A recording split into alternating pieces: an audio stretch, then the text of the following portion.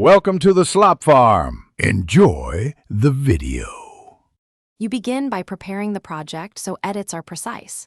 First, import the portrait clip and verify its native resolution and frame rate.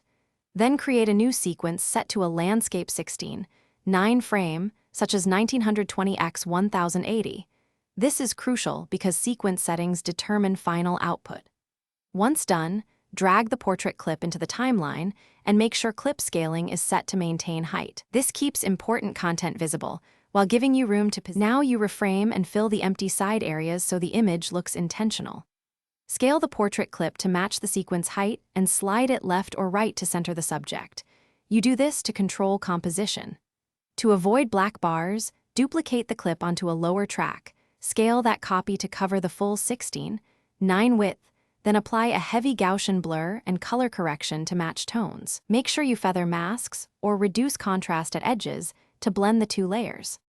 Finish by polishing motion, audio, and export settings so the landscape file is ready to share.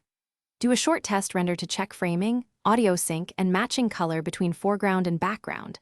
Adjust scale or horizontal position if the subject is too close to an edge. If motion causes important parts to be cropped, add position keyframes or a subtle slow pan. If the background looks distracting, reduce blur or desaturate it. If anything goes wrong, check sequence settings first and re-render a trimmed segment. Thanks for watching. Consider subscribing if we helped you today.